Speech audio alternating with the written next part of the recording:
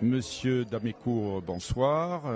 Vous êtes un élu de terrain depuis de longues années. Vous êtes un élu de conviction et vous représentez ce beau terroir girondin. Avant de démarrer dans le fond du sujet, sur les élections sénatoriales, j'aimerais que pour ceux qui ne vous connaîtraient pas ou pas suffisamment, vous vous présentiez.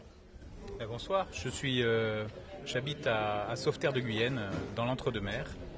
Et je suis viticulteur, père de famille, j'ai 6 enfants.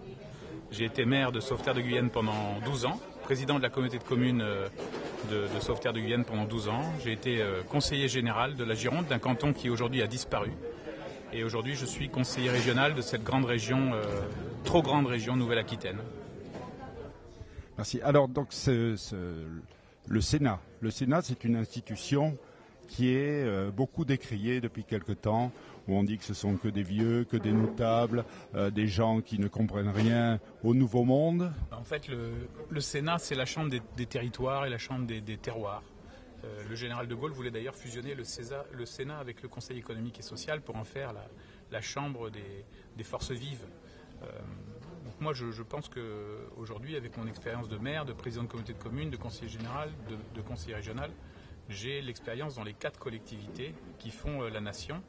Et donc cette expérience, je voudrais la mettre au service du Sénat, qui est la Chambre des sages. Donc c'est l'équivalent du Bundesrat en Allemagne ou de la Chambre des Lords en Angleterre. Les sénateurs ont plus de temps pour travailler sur les dossiers. D'abord, les lois n'arrivent pas d'abord par le Sénat, elles arrivent par l'Assemblée. Il y a un débat à l'Assemblée qui permet aux sénateurs de prendre du recul par rapport aux choses. C'est beaucoup moins politisé, c'est beaucoup moins des invectives, c'est beaucoup plus policé. Les groupes travaillent ensemble au sein des commissions. Il y a un respect mutuel qui existe entre les différents groupes politiques du Sénat. Et donc, c'est intéressant. Et puis, voilà, j'ai 52 ans. Donc peut-être que si je peux participer à rajeunir le Sénat, je le ferai volontiers. Alors, une question qui me semble essentielle, mais un peu plus générale, si vous voulez, c'est la perte d'efficacité, d'influence,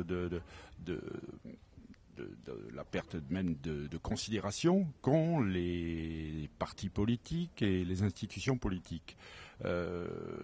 J'ai l'habitude de dire que c'est parce que les politiques se sont cantonnés à un rôle de communicant et ont abandonné le terrain de l'action. Et est-ce qu'il n'est pas temps, est-ce que justement, à un poste qui sera le vôtre au Sénat, de rétablir cette efficacité, cette opérationnalité, je ne sais pas si on peut dire le terme, pour que les citoyens français retrouvent la confiance dans leurs institutions? C'est urgent. Moi, je crois beaucoup à la démocratie représentative. Et aujourd'hui, je suis désespéré de voir la baisse de la participation aux différents scrutins. Le scrutin des municipales, qui était un des seuls à avoir une bonne participation, a été cette année un désastre, à cause de la crise sanitaire sans doute. Et donc, mon action a toujours été guidée vers cette relation entre le peuple et ses élus, puisque moi, je suis toujours, et c'est ce qui me motive chaque jour, un représentant du peuple.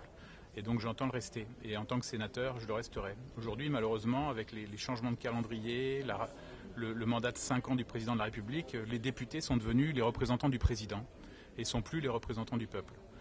Moi, je souhaite être le représentant de mon territoire, donc du département de la Gironde, au Sénat. Et comme président de cette association du RELPA, je m'exerce à cette relation et à ce réseau avec les élus locaux pour faire qu'il y ait vraiment ce lien qui existe. Alors, dernière question, un peu piège, vous allez voir. La droite est en pleine reconstruction et on voit beaucoup d'appétits qui s'aiguisent à l'heure actuelle pour devenir le candidat unique de la droite.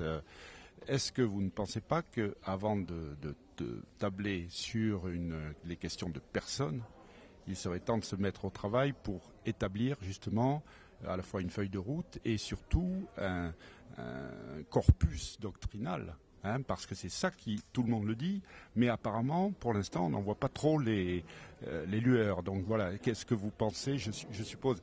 Et alors d'ailleurs, votre initiative du RELPA va dans ce sens, c'est-à-dire que ça permet aussi de faire émerger peut-être des tendances doctrinales qui permettent de reconquérir le pouvoir, et un vrai pouvoir.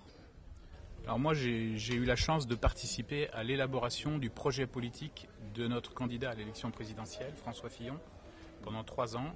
Je faisais partie des groupes de travail, notamment sur l'agriculture, la ruralité et les collectivités locales.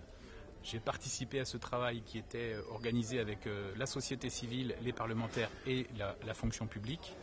Et ça a été très riche. Et je pense que d'ailleurs, tout le monde reconnaît que le travail qui avait été fait aux dernières présidentielles avec ce projet présidentiel avait une énorme valeur.